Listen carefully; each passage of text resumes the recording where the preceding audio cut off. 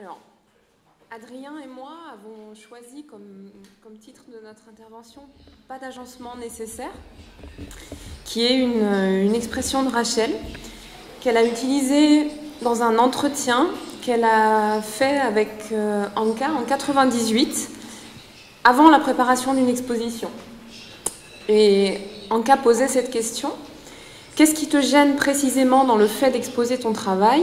Tu vas bientôt affronter cette question dans la pratique. Et Rachel répondait: tout bêtement, le fait que cette situation n'est pas naturelle, le fait de choisir aussi. Dans l'atelier, je ne choisis pas la place de l'objet. L'exposition induit un agencement de l'espace et je sais qu'il n'y a pas d'agencement nécessaire. En même temps, le choix me fait perdre la liberté de mouvement. Ce problème du choix, Rachel le rencontre donc dans l'accrochage de ses pièces, c'est clair dans ce qu'elle dit, mais aussi dans la pratique même de la sculpture.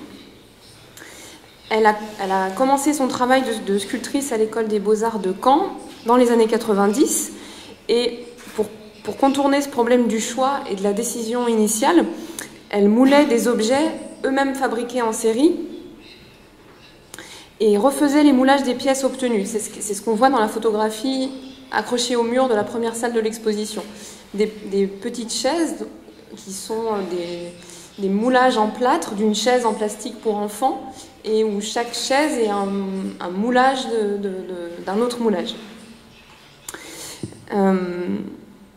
La première chose que je voulais dire à ce sujet est qu'en parlant avec Rachel, Adrien et moi avons compris qu'en fait c'était l'idée de projet qui la dérangeait, et qu'elle refuse d'aborder le travail avec à l'avance un concept, un projet que l'œuvre viendrait ensuite en quelque sorte illustrer. Et il me semble, moi, qu'il y a dans cette attitude quelque chose de l'ordre d'une résistance, tant il est vrai que cette idée de projet, enfin ce terme de projet, qui est un terme entrepreneurial au fond, tend à s'imposer dans tous les domaines de la vie sociale et tend à s'imposer aussi dans la pédagogie de l'art.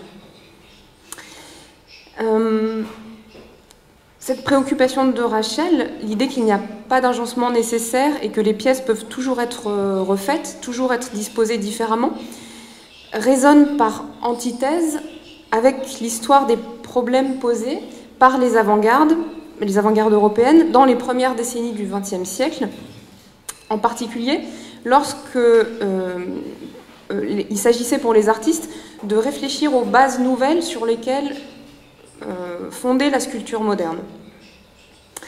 Et en disant qu'il n'y a pas d'agencement nécessaire en sculpture, Rachel s'inscrit a priori aux antipodes, par exemple, de la sculpture constructiviste russe, dont le problème, justement, était d'éviter l'arbitraire de la composition en trouvant une motivation qui régirait l'agencement des parties de l'œuvre de manière objective. C'est le cas chez Carl Johansson, par exemple, et je vous montre cette image, parce que Johansson, pour trouver une manière de motiver l'agencement des parties de l'œuvre, s'appuyait, lui, sur les lois physiques de la tenségrité. C'est-à-dire, là, vous voyez que les trois bâtons au centre de la pièce ne se touchent pas, et c'est le jeu mécanique des forces qui fait tenir ensemble les éléments. En ce qui concerne le constructivisme non productiviste en Pologne, on peut citer l'exemple de Katarzyna Kobro, qui s'intéressait non pas à la physique, mais aux mathématiques, notamment à Pythagore, et à la suite de Fibonacci qu'elle a utilisée à des fins d'agencement spatial. Donc pour tous ces artistes, l'idée de structure était très importante. La comparaison de l'œuvre à un organisme était un autre moyen pour eux pour justifier le fait que, à leurs yeux, la sculpture était désormais fondée sur des lois d'agencement objectives. Et cette comparaison de l'œuvre à l'organisme, elle est omniprésente chez Naum Gabo, par exemple, mais on la trouve aussi exprimée explicitement chez le peintre polonais Ślamiński, qui dit la chose suivante: Je définis l'art comme la création de l'unité de forme dont l'organicité est parallèle à celle de la nature.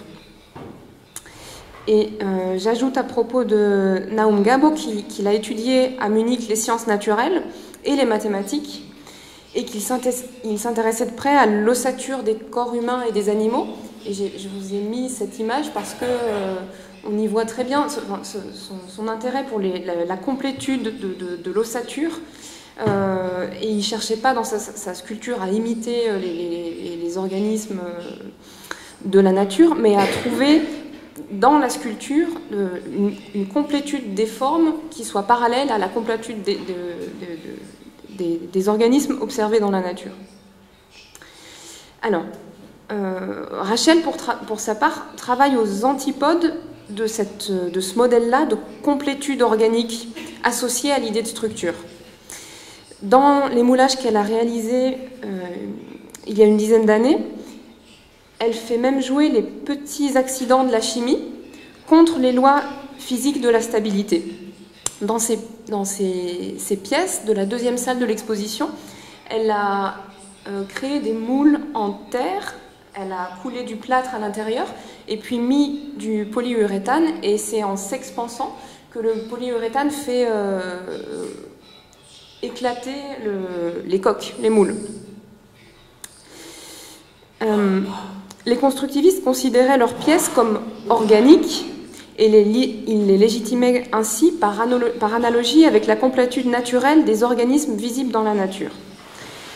L'organique auquel a affaire Rachel au début de son parcours de sculptrice, c'est-à-dire dans la première salle de l'exposition, et pas du tout du côté de la structure. Il naît plutôt des matières qu'elle travaille et des formes qu'elle obtient, dont beaucoup, ça a été évoqué plusieurs fois, peuvent faire penser à des morceaux de corps ou à des morceaux de bois, par exemple. Et Rachel disait avoir été gênée par ces connotations trop évidemment organiques. Et il y a une évolution de son travail que, je pense, l'exposition fait apparaître. À un certain moment de son parcours, elle cesse d'utiliser la paraffine, donc à gauche, comme matériau directement sculpté, pour en faire un usage négatif. C'est-à-dire elle fait passer la paraffine du côté du moule. Du moule permettant d'obtenir des grilles dans lesquelles elle coule la résine acrylique. Donc voilà, j'ai associé ces trois images parce qu'on passe de la paraffine utilisée directement comme matériau à la paraffine qui devient une matrice. Voilà. Bon, le moule qu'on voit ici n'est pas en paraffine, il est en silicone, mais le silicone était lui-même un moule, voilà, une duplication du moule en paraffine. En tout cas, ce qui est intéressant, c'est que la paraffine devient l'usage négatif, pour finalement obtenir le travail évolue vers ce qu'on voit dans la salle de l'exposition avec les grilles. Et selon les propres termes de Rachel, ça permettait de mettre à distance les connotations trop directement et trop évidemment corporelles de la paraffine et de la mousse en latex, pour ne plus garder que l'empreinte de ces matières souples sur un matériau qui se rigidifie, c'est-à-dire la résine acrylique. Et dans l'exposition, cette évolution est bien visible et elle s'accompagne d'un changement de la disposition des pièces dans l'espace.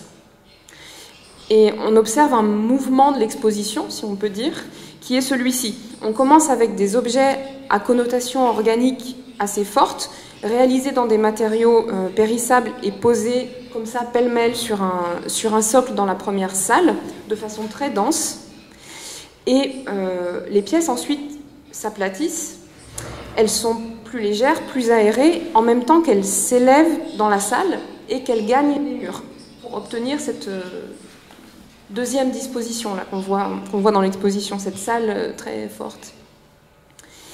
Et je vous ai mis cette photo d'une exposition antérieure de Rachel, une exposition au Brésil en 2007. La photo est intéressante parce qu'elle montre le moment où Rachel introduit ces tables qu'elle a elle-même construites et qui vont lui permettre d'élever ses pièces. Donc, la problématique organique, corporelle qui intéresse Rachel depuis le départ, parce que juste après sa sortie de l'école des Beaux-Arts, elle faisait des moulages de son propre corps, trouve une nouvelle manière d'exister dans son travail au moment où elle introduit une tension entre une matière molle et une structuration géométrique sous la forme des grilles et des trames. Et c'est, à mon avis, une manière intéressante de réintégrer dans ce travail, qui part des expériences post-minimales de la sculpture, de réintégrer la tendance architecturale et constructive de la sculpture d'avant-garde. De la sculpture d'avant-garde délestée de son fondement utopiste et rationaliste. Donc, il n'y a pas d'agencement nécessaire dans le travail de Rachel, d'accord, mais ce qui est intéressant est que cette posture, qui intègre tout ce qu'il y a d'aléatoire, d'informe, de mou, de périssable, de non fini dans la sculpture et dans l'art en général à partir des années 60, travaille avec, c'est-à-dire à la fois en l'intégrant et en la dépassant, la forte architecture des pièces de la sculpture moderne. Elle travaille dans une tension entre ces deux choses. Et elle travaille après Krasiński, dont j'ai mis une image ici. J'ai perdu la fin. Donc, dans une tension entre tout ce qu'il y a de fluide, de proliférant dans la sculpture et dans l'art en général à partir de ce moment-là, en tension avec ce qui se passe dans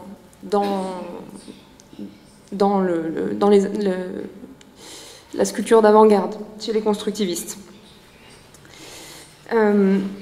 Mais tout ça passe sous la forme de citation, évidemment, dans une tension qui se pose en termes de forme, et parce que ce sont des problématiques formelles qui traversent tout l'art du XXe siècle.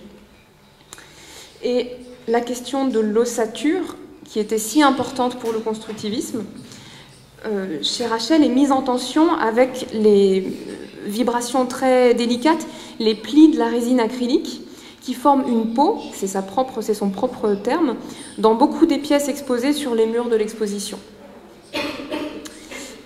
Donc une tension entre ossature et peau.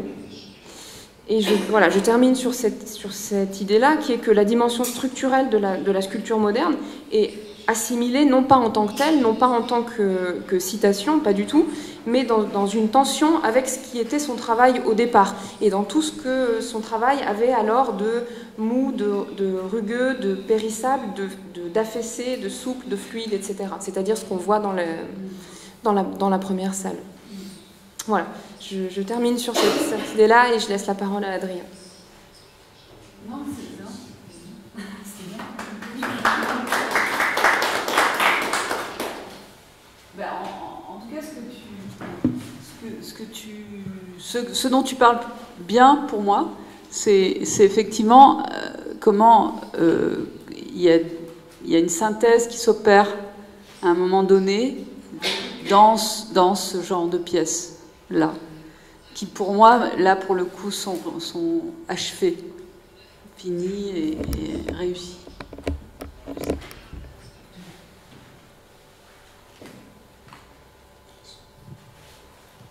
Sur la grille, comme ça, est-ce que tu as... Je vois ce que la grille, en quoi la grille peut venir du moulage, mais sur une attirance que tu aurais ou bien une... Mais en fait, c'est pareil, c'est des choses qui se déterminent sur 20 ans. C'est que c'était, avant d'être la grille, c'était juste un motif de carré, de trame, sur des processus anciens, pour voir ce que pouvait donner un processus. C'était un prétexte. En fait, au départ, c'était un motif qui me permettait de... Voilà, c'était pas plus que ça. Et il s'est transformé dans le temps, il s'est affiné, en fait. Les choses s'affinent, se précisent. Mais c'est sur 20 ans de travail.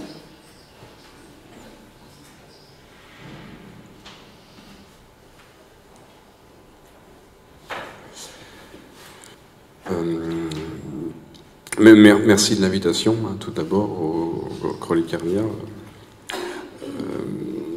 Alors, dans le tandem que nous formons aujourd'hui avec Bénédicte, hein, je suis chargé d'un épilogue spéculatif et rétrospectif.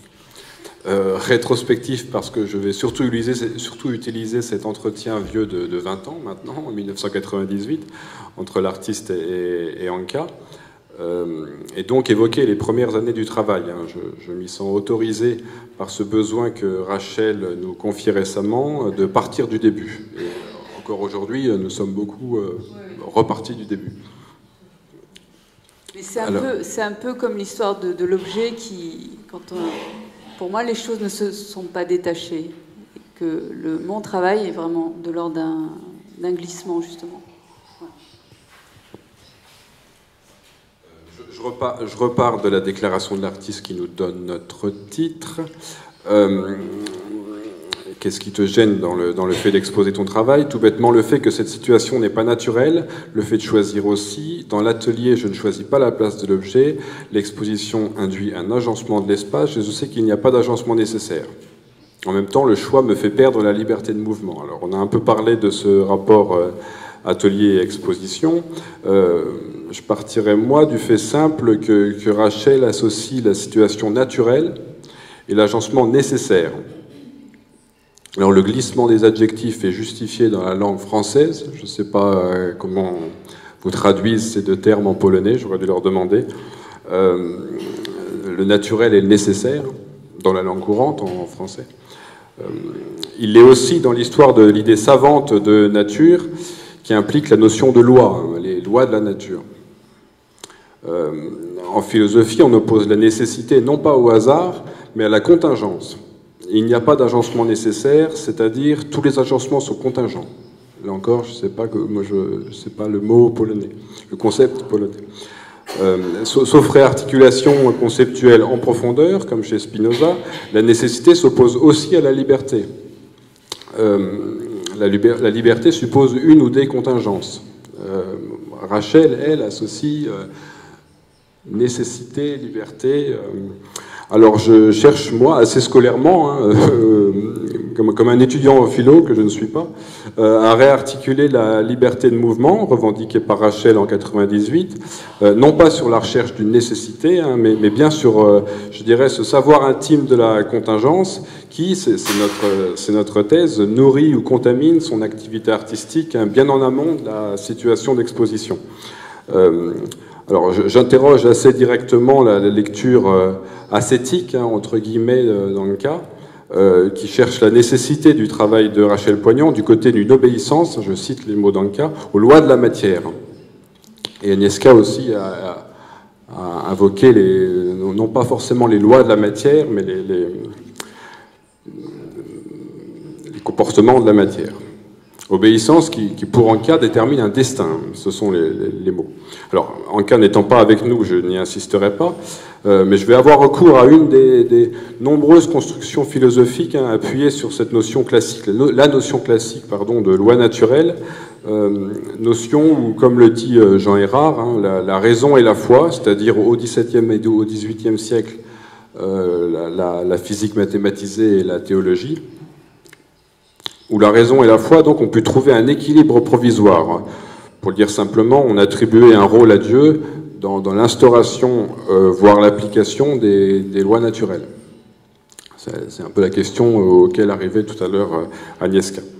Alors ce sera chez Sade, hein, qui commençait à écrire dans le paysage philosophique des Lumières, le discours du pape Brachy, dans l'histoire de Juliette, hein, publié en 1800.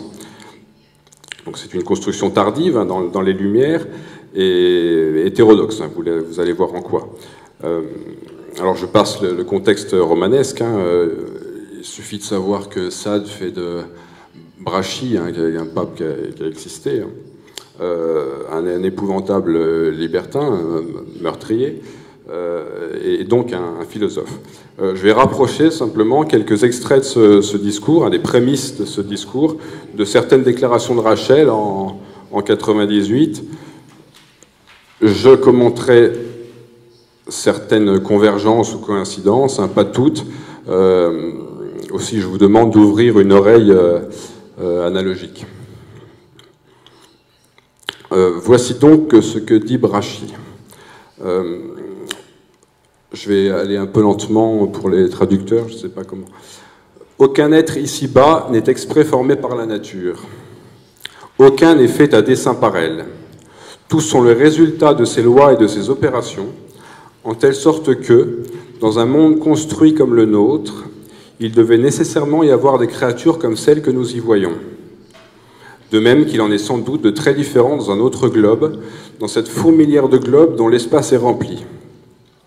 Mais ces créatures ne sont ni bonnes, ni belles, ni précieuses, ni créées.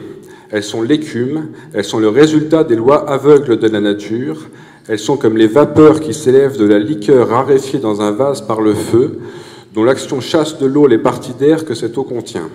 Elle n'est pas créée, cette vapeur, elle est résultative, elle est hétérogène, tire son existence d'un élément étranger et n'a par elle-même aucun prix.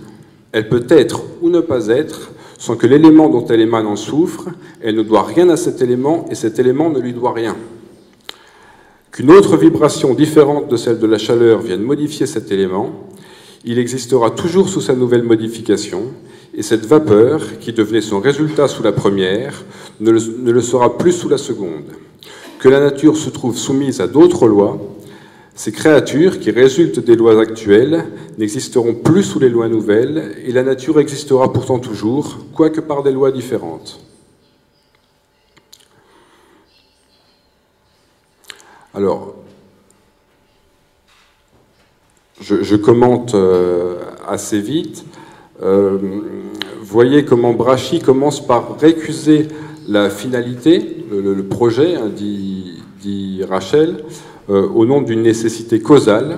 Les lois de la nature font que telle cause entraîne tel effet, puis récuse cette même nécessité causale au nom de ce que les philosophes appellent une contingence modale, c'est-à-dire la contingence des lois elles-mêmes. Les lois pourraient être différentes. Ce qui est... Bref. L'idée d'une contingence des lois naturelles n'est pas une invention de Sade. Hein. C'est une hypothèse décisive des Lumières qu'elles héritèrent en particulier de Leibniz. Brachy la donne d'ailleurs dans sa gangue classique, hein, qui est la théorie des mondes possibles. Mais elle est ici au thème plus ancien, la pluralité des mondes. Mais il s'en sert, non pas comme ses prédécesseurs, pour notamment Maupertuis, pour prouver la cohésion interne des lois de Newton, et par là dissocier métaphysique et physique. C'est un geste historique. Mais bien pour détruire, je dirais pour de bon, l'unité multiséculaire d'un concept de nature comme principe d'ordre, plus ou moins compatible avec l'action plus ou moins lointaine d'un créateur sous quelque forme que ce soit. Comprenez que j'essaie ici d'acter le rejet par Rachel des métaphysiques traditionnelles de la création artistique, et même de tirer ses positions agnostiques, hein, tu as un peu répété tout à l'heure, vers des zones plus franchement athées. Le corollaire chez Brachy de cette contingence métaphysique, c'est une indépendance, une indifférence entre une nature naturante, la nature qui fait, qui, bien que personnifiée ici, n'a rien du créateur infiniment sage, c'est pas une nature à la place de Dieu,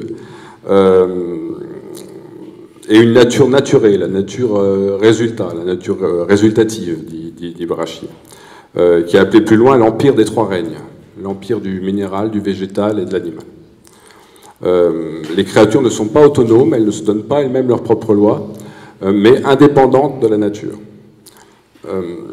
Je crois qu'on vérifie subjectivement cette hétérogénéité en cas d'étrangeté réciproque entre Rachel et ses pièces, au fait que Rachel peut tout à fait dire que telle de ses pièces est magnifique sans qu'on ait la moindre impression qu'elle se vante. Ça m'a frappé, moi, la première fois que je l'ai rencontrée. Elle peut dire qu'une bref, elle peut dire que c'est beau, on ne le ressent pas comme de la vantardise. Preuve de l'hétérogénéité dont je parle. Alors, autre corollaire, toute hiérarchie des êtres est annulée. Hein. Brachy demande, sera-ce, aux yeux de la nature, qui lance indifféremment tous ces jets, que l'une ou l'autre production de ces jets pourra devenir plus chère? Non. D'abord parce que le jet n'est pas le projet. Et je cite maintenant une suite de 3 déclarations de l'artiste en 1998.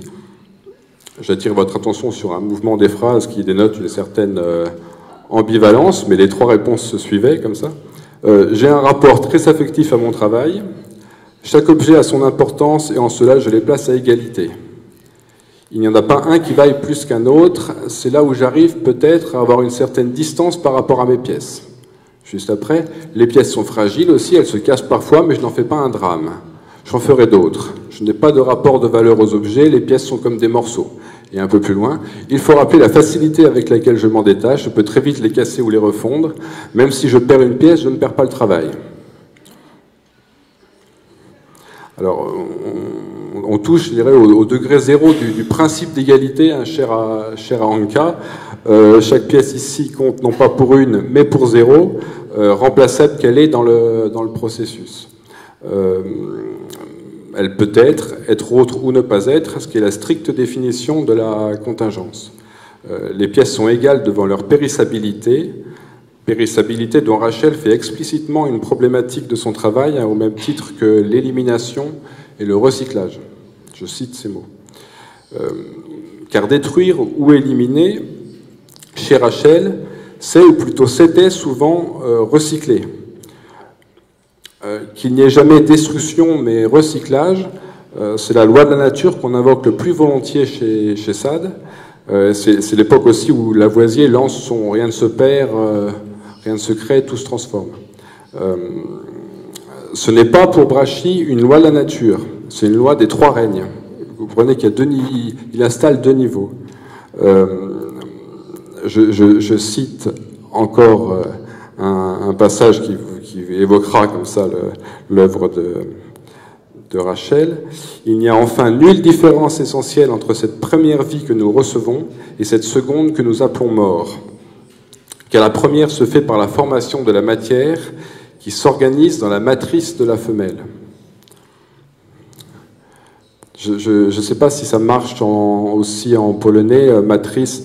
Il y a le même mot en français pour l'utérus et la matrice au sens le moule. Je suppose que cette image peut jouer en polonais, mais je ne sais pas comment. Et la seconde est de même de la matière qui se renouvelle et se réorganise dans les entrailles de la terre. Ainsi, cette matière éteinte redevient elle-même, dans sa nouvelle matrice, le germe des particules de matière éthérée qui seraient restées dans leur apparente inertie sans elle. Et voilà toute la science des lois de ces 3 règnes, lois indépendantes de la nature, lois qu'ils ont reçues dès leur premier échappement, lois qui contraignent la volonté qu'aurait cette nature de produire de nouveaux jets. Voilà les seuls moyens par lesquels s'opèrent les lois inhérentes à ces règnes. La première génération que nous appelons vie nous est une espèce d'exemple. Ces lois ne parviennent à cette première génération que par l'épuisement, elles ne parviennent à l'autre que par la destruction. Il faut à la première une espèce de matière corrompue, à la seconde de la matière putréfiée. Et voilà la seule cause de cette immensité de créations successives. Elles ne sont dans les unes et dans les autres que ces premiers principes d'épuisement ou d'anéantissement. Alors, j'ai indiqué cette image de la matrice, à la fois moule, utérus et ces centres volcaniques de la Terre, hein, pour embrayer sur les images d'Anesca.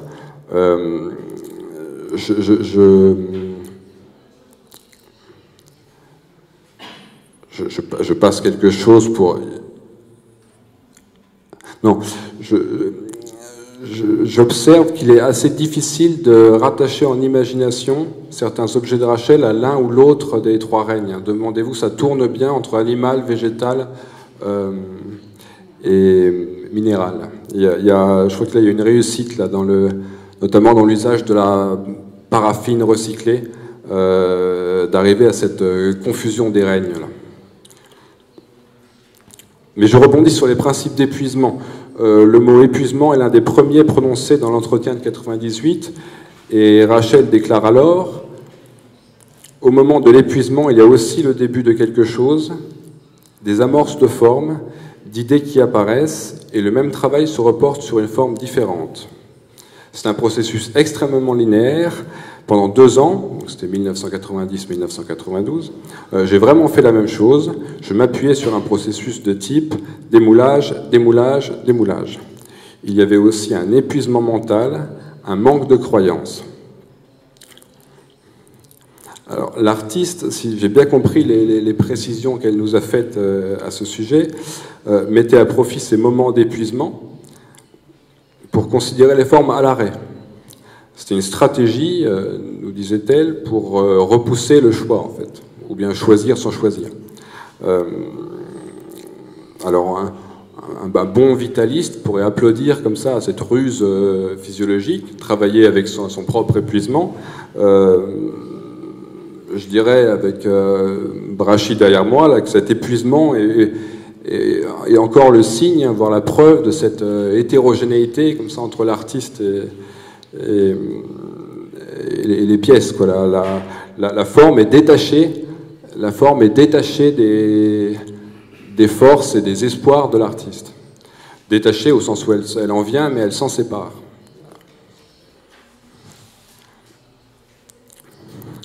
Mais observez donc qu'elle n'est pas maîtresse, qu'elle est la première esclave de ses lois, qu'elle est enchaînée par ses lois, qu'elle n'y peut rien changer, qu'une de ces lois est l'élan des créatures une fois fait, et la possibilité à ces créatures lancées de se propager.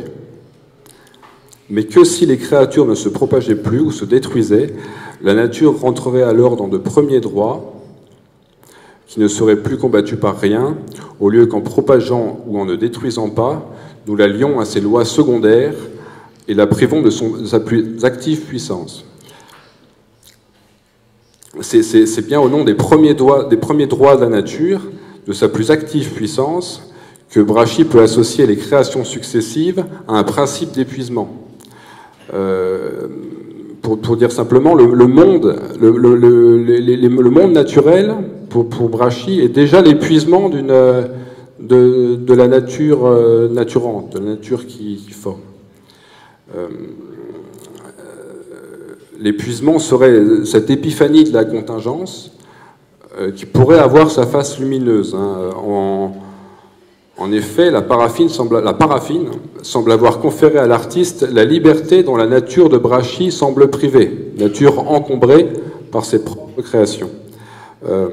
Voilà ce que dit Rachel, et j'arrêterai là ce petit montage.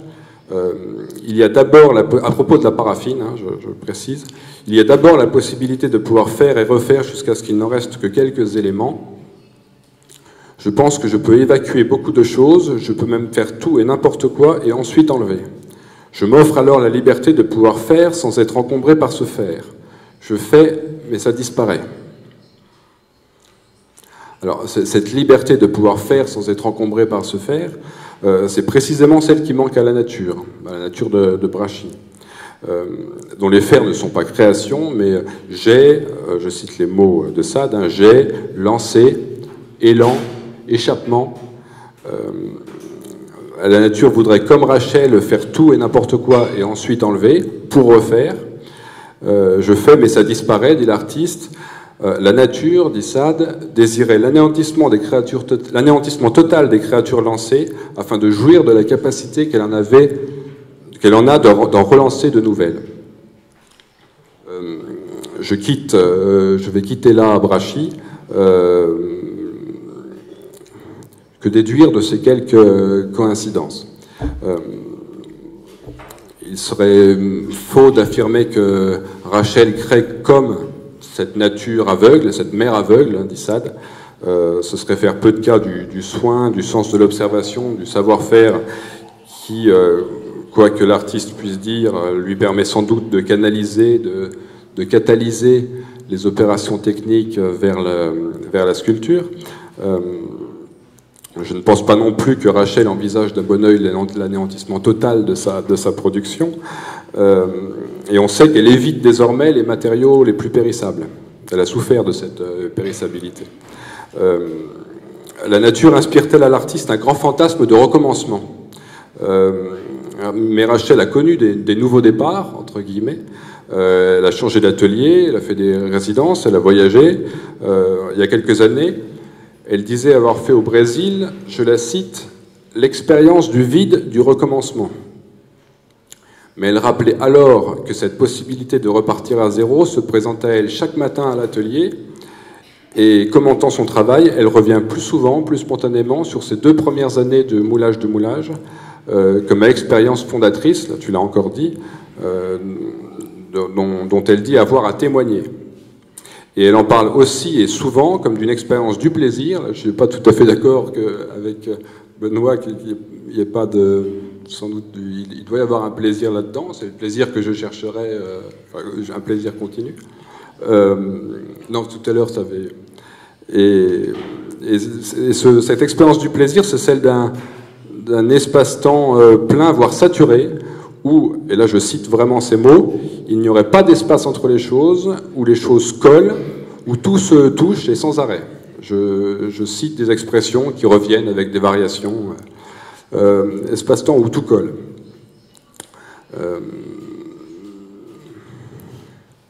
Je parle déjà depuis 20 minutes là sans doute.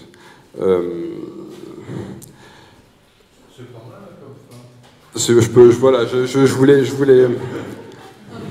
Non, j'ai 5 lignes de la conclusion provisoire. Là, j'ai bien conscience de postuler via Brachy là une expérience limite, un franchissement, voire un affranchissement des limites matérielles, temporelles ou existentielles par lesquelles l'artiste, l'activité de l'artiste est viable ou est productive.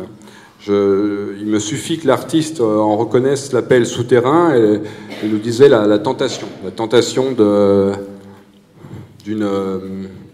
recyclage accéléré. On peut admettre avec Brachy que cette tentation est bien l'appel de la nature, mais d'une nature brouillonne, indifférente, infanticide, qui pourrait devenir dangereusement familière aux humains du XXIe siècle. On pourra alors associer à cette nature les résonances post-apocalyptiques dont Agnieszka... relevé par Agnieszka dans le texte du livret, ce que j'appelle le côté Pompéi de l'œuvre, à la condition, je crois, de garder à l'esprit ce fait que Rachel Poignant ne travaille pas, comme disent les philosophes, sous horizon de monde, quoi. Ne cherche pas à faire monde. Voilà, la nature n'est pas le monde. Et je concluais sur le clinamen, mais on peut rester là-dessus peut-être.